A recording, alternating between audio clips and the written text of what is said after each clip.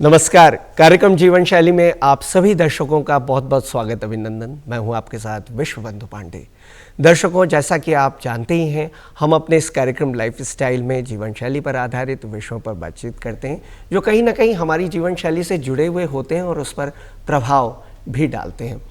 आज हम अपने कार्यक्रम में एक ऐसे ही खास विषय को शामिल कर रहे हैं, आधुनिक जीवन शैली और हृदय रोग। और इस विषय पर बातचीत करने के लिए हमारे स्टूडियो में प्रसिद्ध हृदय रोग विशेषज्ञ डॉक्टर योगेंद्र सिंह जी उपस्थित हैं। नमस्कार डॉक्टर साहब, आपका बहुत बहुत स्वागत है, अभिनंदन है दूरदर्शन उत्तराखंड के स्टूडियो में। धन्यवाद। डॉक्टर साहब, जैसे कि आज हम अपने इस कार्यक्रम जीवन शैली में हृदय रोग की बात कर रहे हैं, तो सबसे पहले तो हम इसी बात से शुरुआत करना चाहेंगे कि जीवन शैली का सीधा संबंध स्वास्थ्य से है, हेल्थ से लाइफस्टाइल का संबंध है। इस पर डॉक्टर साहब आप क्या कहेंगे? जी, जैसा कि आपने कहा कि जो आपका स्वास्थ्य है वो आपकी जीवन शैली पे निर्भर करता है जी। और अगर हम हृदय रोग की बात करें तो हृदय रोग को प्रैक्टिकली एक जीवन शैली से संबंधित रोग ही कहते हैं। इसमें सिर्फ हृदय रोग ही नहीं, उसमें जैसे जो और इसके साथ की बीमारियां हैं, जैसे कि डायबिटीज़ हो गई, शुगर की बीमारी और ब्लड प्रेशर की बीमारी और हार्ट की बीमारी।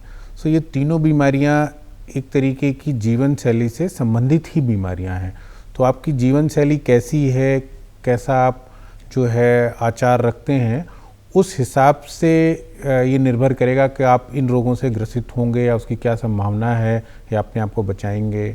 जी, निश्चित रूप से सर, आहार विहार और ये सारी चीज़ें जो जीवन शैली का पार्ट हैं, लाइफस्टाइल का पार्ट हैं, ये सभी स्वास्थ्य को बनाने में इनकी प्रमुख कारक ये सारी चीज़ें हैं।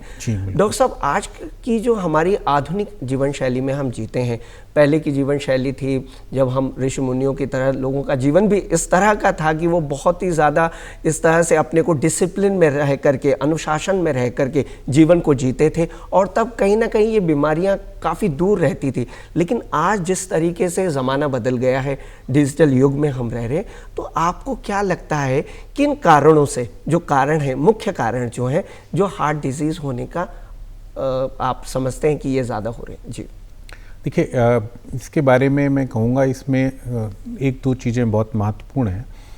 किसी भी देश में जब भी इस तरीके का कोई इकोनॉमिक ट्रांजिशन होता है या एफ्लुएंस आता है, सोशियो इकोनॉमिक स्टेटस में परिवर्तन आता है, या कोई भी देश एक डेवलपिंग कंट्री से डेवलप्ड कंट्री की तरफ बढ़ता है, तो उसमें हमेशा जो इन्फेक्शन से रिलेटेड बीमारियां होती हैं वो धीरे धीरे कम होने लगती हैं, क्योंकि ओवरऑल आपकी जीवन शैली बेहतर होती है, सैनिटेशन बेहतर होता है। मगर क्योंकि ये सारी चीज़ें कम होती हैं और जो जीवन शैली में परिवर्तन होता है उसमें आप एनर्जी रिच फूड खाते हैं, मतलब उसमें एनर्जी काफ़ी आप कंज्यूम करते हैं, और क्योंकि उसकी वजह से जो आपकी एक दिनचर्या है उसमें भी काफ़ी परिवर्तन होता है, जिसमें कि आप जो मैनुअल वर्क है उसमें बहुत कमी आती है और आप जो है सपोर्ट सिस्टम मीन्स जैसे कि आप जो मोटर व्हीकल हैं उन पे आप ज़्यादा समय व्यतीत करते हैं। तो इसकी वजह से जो है ये जीवन शैली से संबंधित बीमारियां धीरे धीरे बढ़ती हैं, और वही जो ट्रांजिशन है वो हम अपने देश में भी अब पिछले कुछ वर्षों में और आगे आने वाले वर्षों में भी हम उसको देख रहे हैं। जी, एक सबसे बड़ा महत्वपूर्ण सवाल डॉक्टर साहब ये आता है कि किस तरह से हम अपने जीवन, हमारा जो जीवन है, और जीवन जो है वो दिल से साफ जुड़ा हुआ है, दिल की धड़कनें हैं तो जीवन है। ऐसे में आधुनिक जीवन शैली में किस तरह का परिवर्तन हम कर सकते हैं, जो आमजन हैं वो अपने लाइफस्टाइल में परिवर्तन करें, जिससे वो इस हार्ट की जो बीमारियां, जो बहुत सारी आज बहुत सारी ब्रांचेस में हार्ट की बीमारियां बढ़ के रह गई हैं और ये सीधा असर हमारी बॉडी पे डालता है और उससे हम देखते हैं कि मृत्यु दर बहुत ज़्यादा बढ़ गई है। तो ऐसे में इस डिजिटल युग में, इलेक्ट्रॉनिक युग में और आज के इस मॉडर्न एरा में किस तरह की लाइफस्टाइल को हम अपनाएं आपकी दृष्टि में? देखिए, थोड़ा उसमें सिर्फ इतना ध्यान रखने की ज़रूरत है। देखिए, मॉडर्न लाइफ स्टाइल होना कोई बुरी बात नहीं है, और एडवांसमेंट या मॉडर्नाइजेशन हमेशा अच्छा ही रहता है, बनिस्बत कि हम उन चीज़ों का ध्यान रखें कि उस मॉडर्नाइजेशन के साथ हमने और अपनी जीवन शैली में क्या परिवर्तन लाना है। एग्जाम्पल के तौर पे जैसे चीज़ें आसान हो गई हैं, सो आसान होने का मतलब ये है कि बहुत सारी चीज़ें आपको घर बैठे मिलती हैं। पहले किसी काम को करने के लिए आपको कुछ दूर जाना पड़ता था, साइकिल से, पैदल, जो भी है, बट आज आप बहुत सारी चीज़ों को घर बैठे पका सकते हैं। तो हमको ये ध्यान रखना है कि जो हमारी जीवन शैली में ये चेंज आया है उसको हम कैसे इस आधुनिक युग में अपने आप में इसको इम्पार्ट करें। तो उसमें आपको एक रेगुलर, जैसे दिनचर्या में आपको एक रेगुलर एक्सरसाइज प्रोग्राम आपको फॉलो करना चाहिए। आप ठीक है, आप सामान लेने कोई नहीं जा रहे हैं, क्योंकि जब आप सामान ले जाते हैं तो वो भी एक तरीके की एक्सरसाइज होती है, बट एक रेगुलर एक्सरसाइज प्रोग्राम अगर आप फॉलो करेंगे तो कहीं ना कहीं उससे होने वाले किसी भी नेगेटिव इम्पैक्ट को आप कहीं ना कहीं डिले कर सकते हैं या उसको कम कर सकते हैं। उसी तौर पे जो आपकी डाइट है, सो डाइट जो इनहेरेंटली पिछले कुछ वर्षों से या आप सोचे कि जनरेशन्स में जो डाइट आप लेते थे, वो डाइट इसलिए हाई एनर्जी की डाइट होती थी क्योंकि मैनुअल काम बहुत करना पड़ता था लोगों को, जब आप फिजिकल वर्क ज़्यादा करते थे। तो कहीं ना कहीं अब शायद उस तरीके की डाइट की बहुत ज़्यादा आवश्यकता नहीं है, उस डाइट को भी कम करने की ज़रूरत है।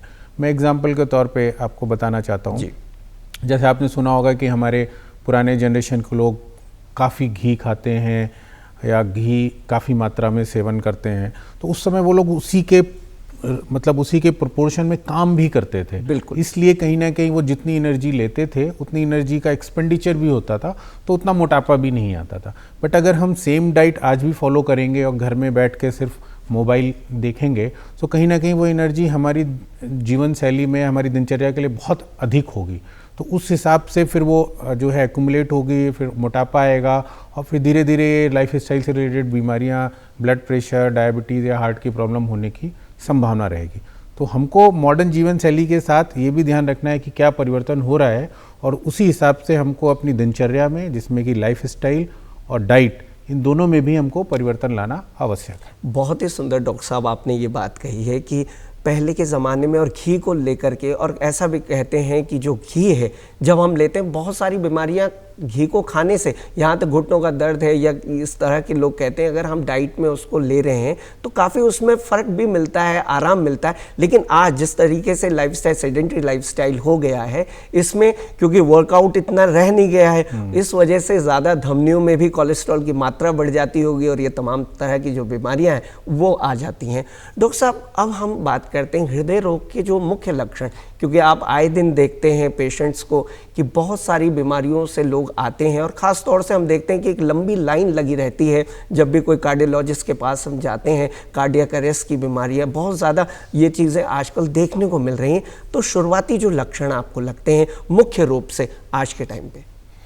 देखिए, आमतौर पे जो हार्ट की बीमारियां हैं वो एक प्रोबेबिलिटी की बीमारी होती है। प्रोबेबिलिटी की मतलब कि आपकी क्या संभावना है हार्ट की प्रॉब्लम होने की, उस हिसाब से हम चीज़ों को आइडेंटिफाई करते हैं।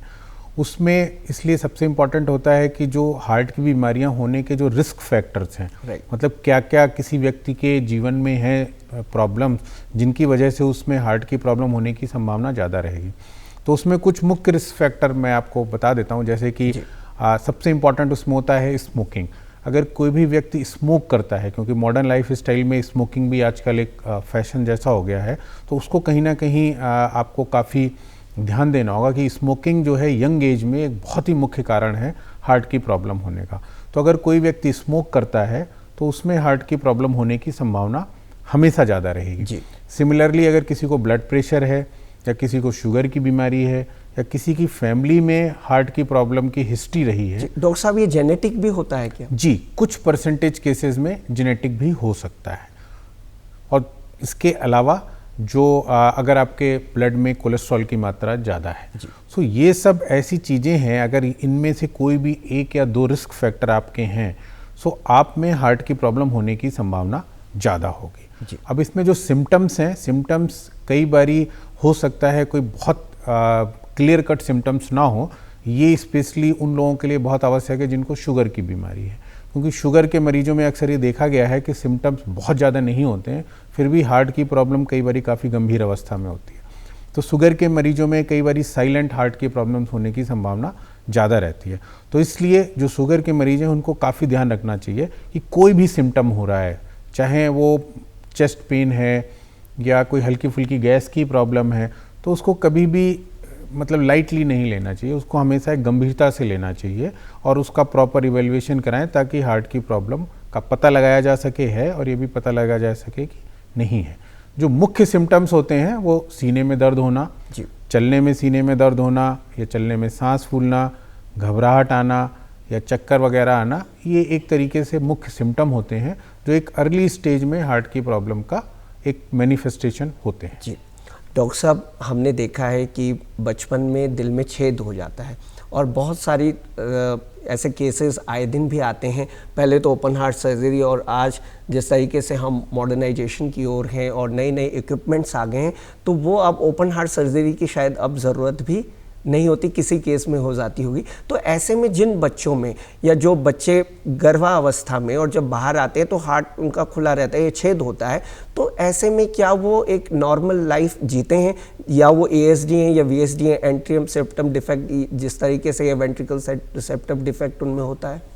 देखिए, जो बच्चों की बीमारियां होती हैं हार्ट की, जिनको कंजेनिटल हार्ट डिजीज़ कहते हैं, वो बेसिकली जीवन शैली से संबंधित नहीं होती हैं, वो एक तरीके की जन्मजात बीमारियां होती हैं। उसमें कई प्रकार की बीमारियां होती हैं, जैसे कि आपने बोला ASD, VSD, PDA। तो जो ये ASD, VSD, PDA हैं, इन बच्चों को अगर इनका सही समय पर इनकी डायग्नोसिस हो जाए और सही समय पर इनका ऑपरेशन हो जाए तो आम तौर पर ऐसे बच्चे एक नॉर्मल जीवन का यापन करते हैं। कोई उसमें इस तरह की सीरियस प्रॉब्लम या भविष्य में कोई ऐसी दिक्कत नहीं आती है।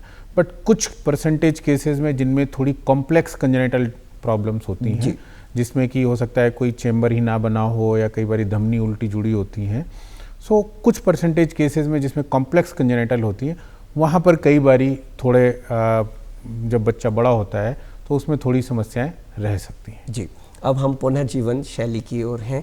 सर, युवाओं में आज हम देखते हैं कि कई लोग ऐसी बहुत सारी रील्स और बहुत सारी वीडियोस के माध्यम से लोग पोस्ट भी करते हैं और आए दिन ये समस्या और ये प्रश्न हर किसी के मन में रहता है।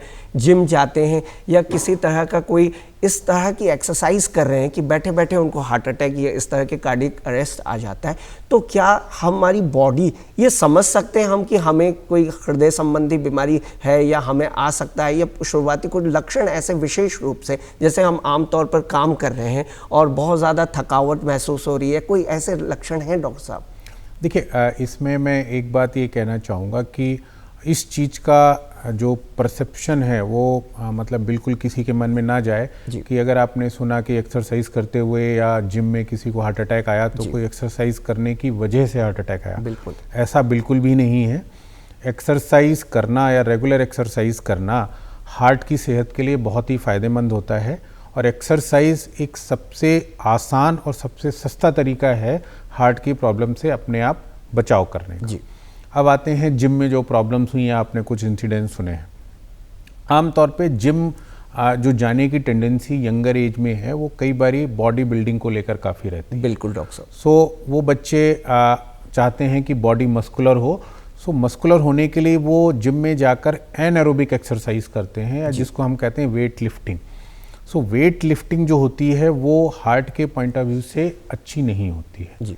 जो हार्ट के लिए एक्सरसाइज होती हैं उनको हम एरोबिक एक्सरसाइज बोलते हैं या कार्डियो एक्सरसाइज बोलते हैं, उसमें वेट लिफ्टिंग नहीं आता है। सो जो बॉडी बिल्डिंग के लोग एक्सरसाइज करते हैं, वेट लिफ्टिंग करते हैं, उसमें उनका ब्लड प्रेशर बढ़ने की संभावना ज़्यादा होती है, तो वो कई बारी इस तरह की प्रॉब्लम का कारण बनते हैं। दूसरा एक ये भी वजह है कि यंग एज में क्योंकि कुछ लोग एक्सरसाइज करते हैं तो उनके मन में ये परसेप्शन होता है कि मैं एक्सरसाइज तो कर रहा हूँ तो मैं स्मोक कर सकता हूँ और शायद स्मोकिंग का इफेक्ट एक्सरसाइज से न्यूट्रलाइज हो जाएगा, जबकि ऐसा बिल्कुल नहीं है।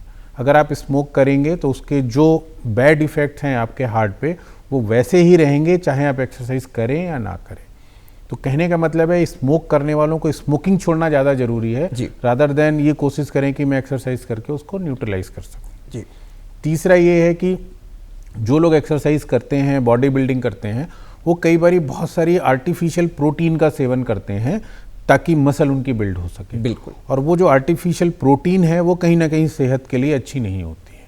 तो इसलिए ये चीज़ें ऐसी होती हैं, कुछ लोगों को मैंने सुना कि कुछ कैफीन या एफेड्रीन टाइप की ड्रग्स लेते हैं, इंजेक्शन लेते हैं ताकि मसल मास बिल्ड हो सके।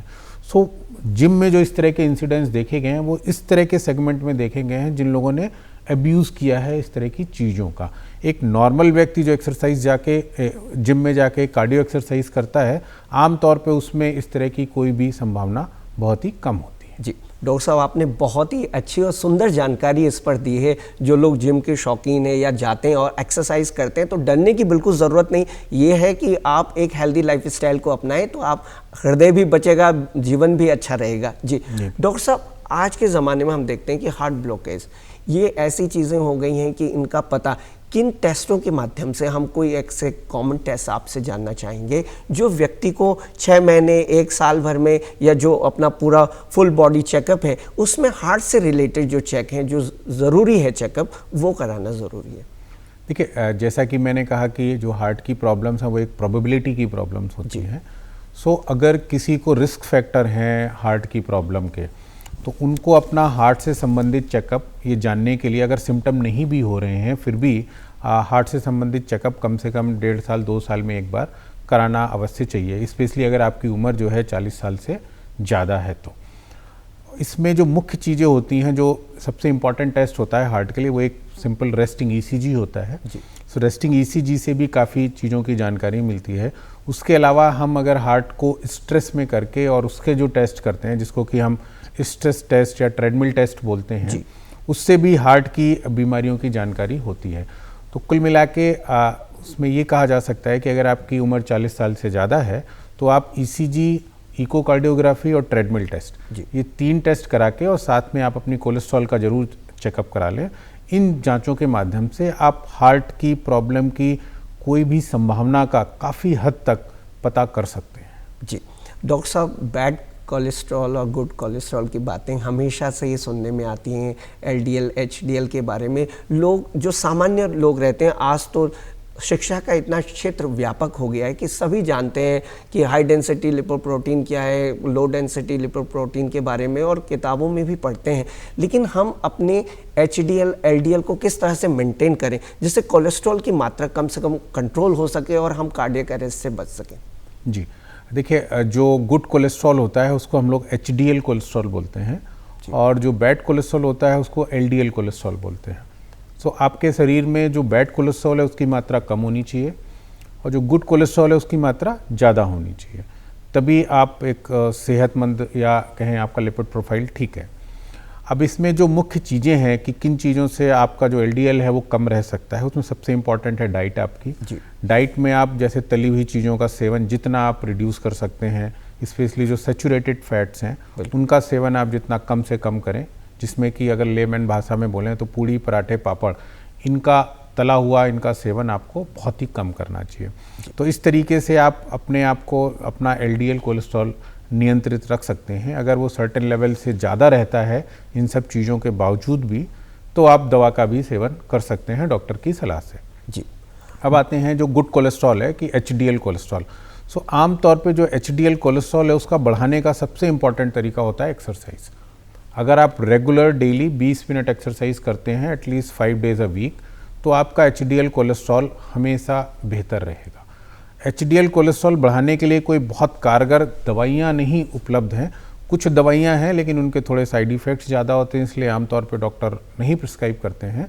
सो एचडीएल कोलेस्ट्रॉल का सबसे इम्पॉर्टेंट जरिया जो है बढ़ाने का एक्सरसाइज ही है, उस पर ही आप अगर फोकस करेंगे तो बेहतर होगा। बिल्कुल, बहुत ही सुंदर डॉक्टर साहब, और ये जितनी भी जानकारी हमारे व्यूअर्स इस कार्यक्रम के माध्यम से देख भी रहे हैं, सुन भी रहे हैं, तो मुझे लगता है उन्हें बहुत ही सटीक जानकारी, और जिससे उनके मन में किसी प्रकार का भ्रम, किसी प्रकार का कन्फ्यूज़न नहीं रहेगा। अब हम बात करते हैं कार्डियक अरेस्ट, क्योंकि ये टर्म हमेशा यूज़ होता है। हार्ट अटैक आ गया है, दिल का दौरा पड़ने से पहले क्या कुछ शुरुआती लक्षण होते हैं जिन्हें हम समझ सकते हैं कि हाँ, जो दिल की धमनियाँ है या दिल धड़कना वो बंद हो सकता है? जी देखिए, इसमें सबसे इम्पोर्टेंट ये कि हार्ट अटैक और कार्डियक अरेस्ट जी दो अलग अलग चीज़ें हैं। जी हार्ट अटैक बेसिकली अगर आपकी हार्ट की नसों में ब्लॉकेज आती है तो उसमें हार्ट अटैक होता है जी।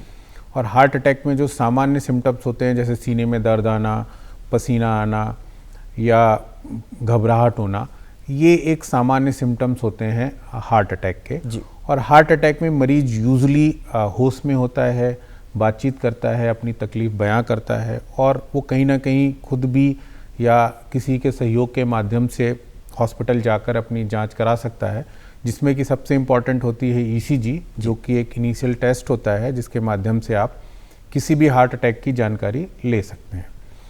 दूसरा होता है कार्डियक अरेस्ट। कार्डियक अरेस्ट एक बहुत ही गंभीर समस्या है और कार्डियक अरेस्ट का मतलब ये होता है कि आपके हार्ट ने काम करना बंद कर दिया है।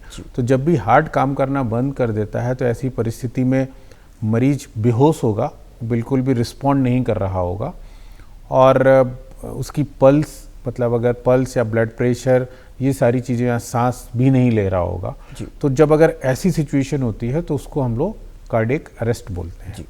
सो जो हार्ट अटैक है, हार्ट अटैक कार्डियक अरेस्ट में कॉम्प्लिकेट हो सकता है क्योंकि कार्डियक अरेस्ट के मेजॉरिटी कारण जो है हार्ट अटैक ही होते हैं। सो कहने का मतलब ये हो गया कि अगर हार्ट अटैक को टाइमली रिकॉग्नाइज नहीं किया गया या टाइमली उसको ट्रीट नहीं किया गया तो वो कार्डियक अरेस्ट में परिवर्तित हो सकता है। अब कार्डियक अरेस्ट का जो इमीडिएट सॉल्यूशन है वो होता है CPR, जिसको कि हम चेस्ट कंप्रेशन बोलते हैं। वो किसी के भी माध्यम से किया जा सकता है, वो डॉक्टर हो, नर्स हो या कोई बाई स्टैंडर्ड भी हो जो मतलब अगल बगल खड़ा है वो भी कर सकता है। क्योंकि कार्डियक अरेस्ट में उस व्यक्ति के पास बहुत कम समय होता है, मतलब 3 से 5 मिनट का ही वक्त होता है। अगर 3 से 5 मिनट के वक्त में उसको कोई भी मेडिकल हेल्प नहीं मिली CPR के फॉर्म में या किसी और फॉर्म में, तो कहीं ना कहीं फिर उसके सर्वाइवल की गुंजाइश थोड़ी कम हो जाती है। तो कार्डियक अरेस्ट एक तरीके से बहुत ही कॉम्प्लिकेटेड या बहुत ही सीरियस इशू है और उसमें कहीं ना कहीं जो भी सहयोगी हैं, जो आसपास या जिन्होंने देखा उसको काफ़ी तत्पर होना पड़ेगा अगर हम मरीज का जीवन बचाना चाहते हैं। जी डॉक्टर साहब, हम देखते हैं कि जो हमारी हृदय की धड़कनें हैं उनमें अनियमितता आ जाती है, धड़कन में, राइम रिदम में कुछ जिस तरह के कॉम्प्लिकेशंस देखने को मिलते हैं। तो जिन लोगों को इस तरह से होती है कि धड़कनें ज़्यादा बढ़ जाती हैं धड़कन और फिर धीरे धीरे वो ठीक हो जाती हैं या उन्हें काफ़ी ज़्यादा परेशानी महसूस होती है, तो इसके लिए क्या करना चाहिए, कौन सी जाँच वो करें या फिर इसका समाधान क्या है? देखिए, जैसे कि जो हार्ट अटैक की प्रॉब्लम होती है वो नस बंद होने की वजह से होती है, उसी तरीके से जो हार्ट की धड़कन वाली प्रॉब्लम्स होती हैं जिनको कि हम एरिथमिया बोलते हैं, वो बेसिकली हार्ट की इलेक्ट्रिकल एक्टिविटी की एबनॉर्मलिटी की वजह से होती हैं। तो इसमें जो सबसे इम्पॉर्टेंट बीमारी होती है, जो सबसे ज़्यादा प्रेवलेंट है, उसको PSVT या एट्रियल फिब्रिलेशन के नाम से जानते हैं। उसमें आपके हार्ट की धड़कन अचानक से बहुत तेज़ हो जाएगी, जो कि सामान्य से काफ़ी ज़्यादा रहती है। जैसे सामान्य धड़कन 60 से 100 के बीच में होती है, इस बीमारी में यह धड़कन 150, कई बार 200 भी हो सकती है। तो इसकी जानकारी का जो मुख्य तरीका होता है वो होता है ECG।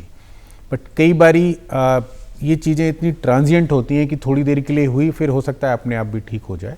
तो इसमें आमतौर पे ECG के अलावा साथ में एक होल्टर मॉनिटरिंग टेस्ट भी होता है, जिसको कि हम ये भी कह सकते हैं कि 24 घंटे की एक ECG रिकॉर्डिंग होती है, तो उसके माध्यम से भी हम इसका पता कर सकते हैं। तो एरिथमिया की डायग्नोसिस के लिए ECG और होल्टर मॉनिटरिंग, ये 2 सबसे इम्पॉर्टेंट या कारगर टेस्ट होते हैं जिनसे ये पता किया जा सकता है। जी, क्या डॉक्टर साहब हम ये कह सकते हैं कि हृदय रोग जब हो जाए या उसका ट्रीटमेंट हो जाए, जो आजकल योगा प्राणायाम चल रहा है, दवाइयों के साथ साथ में योगा प्राणायाम अपनी जीवन शैली में अपना करके किस तरह से हम हृदय रोग को कम कर सकते हैं या अपने हृदय को स्वस्थ रख सकते हैं? जी देखिए, जहाँ तक योगा और प्राणायाम का सवाल है, अगर हम उसको थोड़ा मतलब और सीरियसली उसको देखें, तो जो प्राणायाम है वो बेसिकली एक तरीके की मेंटल एक्सरसाइज है, जिसमें आप अपनी सांस के एक पैटर्न से अपनी मेंटल एक्सरसाइज करते हैं, और जो योग है वो एक फिजिकल एक्सरसाइज है।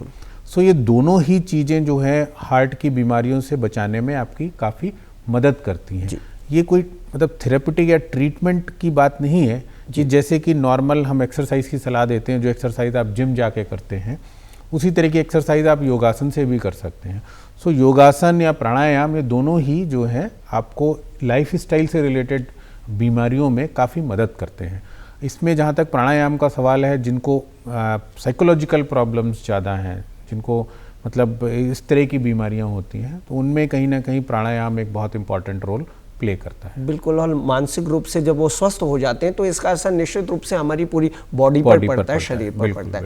डॉक्टर साहब, जिन लोगों ने अपने एंजियोप्लास्टी या फिर किस तरह से उन्होंने कुछ स्टंट, आजकल जैसे कई लोगों को डल जाते हैं और हैं, तो वो अपनी जीवन शैली को किस तरह से रखें, क्योंकि आधुनिक युग में तो वो जी रहे हैं, तो किस तरह से अपनी जीवन शैली को रखें, खान पान उनका किस तरह का हो जिससे वो हार्ट की आगे वाली बीमारियों से बच सकें और उनका जो दिल है, जो चीज़ हो गई वो हो गई, लेकिन आगे के लिए वो सतर्क रहें, सजग रहें। देखिए, जिन व्यक्तियों का किसी भी तरीके का हार्ट से संबंधित इलाज हुआ है, सो उनको दोबारा हार्ट की प्रॉब्लम होने की संभावना ज़्यादा रहती है, क्योंकि शरीर में टेंडेंसी है एक तरीके की प्रॉब्लम होने की। तो ऐसे व्यक्तियों को अपनी लाइफ स्टाइल या अपने खान पान पे बहुत ही ज़्यादा ध्यान देने की ज़रूरत है। इसमें सबसे इम्पॉर्टेंट है कि अगर आप स्मोक करते हैं तो वो 100% छोड़ दें, उसको बंद कर दें। टोबैको का सेवन किसी भी फॉर्म में करते हैं वो 100% बंद होना चाहिए। दूसरा, अगर आपको शुगर है, शुगर आप एकदम कंट्रोल करके रखें। अगर आपको ब्लड प्रेशर है उसको भी कंट्रोल करके रखें, उसकी भी दवाई नियमित तौर पे लें। खान पान को लेकर मेन ये है कि आप तली हुई चीज़ों का परहेज बिल्कुल ना करें, या जितना मिनिमम हो सके उतना करें।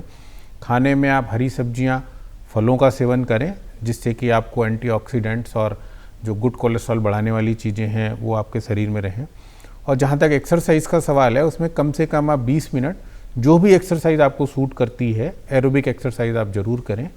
अगर आप इन चीज़ों का एक नियमित पालन करते हैं तो कहीं ना कहीं अगर आपका ऑपरेशन हो भी चुका है तो आप उसके रिकरेंस से अपने आप को बचा सकते हैं। जी डॉक्टर साहब, हृदय रोग का, जब हृदय रोग से व्यक्ति ग्रस्त हो जाता है, उसका सामाजिक और देखते हैं हम कि बाहर आना जाना काफ़ी कम, क्योंकि चल फिर नहीं पाता, उसे एक डर भी, भयावह स्थिति हो जाती है, डर का माहौल उसके अंदर हो जाता है। तो ऐसे में आपकी राय क्या रहेगी, अगर किसी को किसी प्रकार का हृदय रोग या उससे संबंधित बीमारी हो गई है तो वो क्या करे? सबसे पहले मानसिक रूप से तो वो स्ट्रांग रहे ही, लेकिन इसके साथ ही उसको क्या करना चाहिए आपकी दृष्टि में? देखिए, एक व्यक्ति जिसको भी हार्ट की प्रॉब्लम हुई है या हार्ट से रिलेटेड कोई भी ऑपरेशन हुआ है, वो व्यक्ति एक सामान्य नॉर्मल ज़िंदगी बिल्कुल जी सकता है। आमतौर पे जो नॉर्मल एक उसकी दिनचर्या है उसमें किसी भी प्रकार की कोई बाधा होने की संभावना बहुत ही कम है। बात सिर्फ होती है कि जो आप रिक्रिएशनल एक्टिविटीज़ हैं उसमें कितना पार्टिसिपेट कर सकते हैं। सो कोई भी स्पोर्ट्स या कोई भी चीज़ जो आपके रिक्रिएशन के लिए है, आप डेफिनेटली उसमें पार्टिसिपेट कर सकते हैं, बट कहीं ना कहीं थोड़ा कॉम्पिटिटिव स्पोर्ट्स में आपको थोड़ा सा अवॉइड करना पड़ता है, या कोई बहुत ही एक्सट्रीम सिचुएशन या कोई एक्सट्रीम एक्टिविटी जो कि एक नॉर्मल दिनचर्या का पार्ट नहीं है, उसको आप अवॉइड कर सकते हैं। बट आपको नॉर्मल जीवन जीने में किसी भी तरीके की कोई बाधा होने की संभावना नहीं होती। आप अपना नॉर्मल जीवन हंसी खुशी बिल्कुल व्यतीत कर सकते हैं। जी, घबराने की ज़रूरत बिल्कुल नहीं है, इलाज कराएं और अच्छा जीवन जिए। जी बिल्कुल। डॉक्टर साहब, आज के टाइम में और आज के समय में युवाओं में कौन सी ऐसी हार्ट की बीमारियां, खासतौर से युवा जब आते होंगे चेकअप के लिए, आप ज़्यादातर आपको देखने को मिलती है? जी देखिए, मुख्यतः जो हार्ट की प्रॉब्लम्स युवाओं में मिल रही हैं वो एक तो ब्लड प्रेशर बहुत ज़्यादा कॉमन है, और दूसरा जो नसों में ब्लॉकेज या कोलेस्ट्रॉल की मात्रा बढ़ना, ये सारी चीज़ें बहुत ही कॉमन है। आमतौर पे युवाओं में जो सबसे मुख्य वजह होती है वो एक वजह स्मोकिंग की सबसे ज़्यादा होती है। सो जो लोग भी स्मोक करते हैं उनमें यंग एज में हार्ट की प्रॉब्लम होने की संभावना हमेशा ज़्यादा रहती है। बिल्कुल डॉक्टर साहब, आपने बहुत ही सही कहा, और उन्हें अच्छी जीवन शैली को अपनाना चाहिए, तभी स्वस्थ वो जीवन जी सकेंगे। डॉक्टर साहब, आपने अपना कीमती समय हमें दिया और इस खास विषय पर बातचीत की, इसके लिए आपका बहुत बहुत धन्यवाद। ये था हमारा कार्यक्रम जीवन शैली, जिसमें आज हमने आधुनिक जीवन शैली और हृदय रोग पर बातचीत की। हमें आशा है कि आपको नवीन और अच्छी जानकारी इस कार्यक्रम के माध्यम से मिली होगी। अगले अंक में आपसे फिर होगी मुलाकात, तब तक के लिए नमस्कार।